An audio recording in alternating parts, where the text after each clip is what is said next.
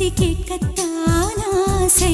பூவே எந்தன் கூந்தலில் உன்னை நான் பூக்குள் ஒளிந்திருக்கும் கனி கூட்டம் அதிசயம். நெஞ்சை பூ போல் கொய்தவளே, பூக்கள் பூக்கும் தருணம் ஆறுயிரே பார்த்ததாரும் இல்லை. பூக்களே சற்று ஓய்வெடுங்கள்.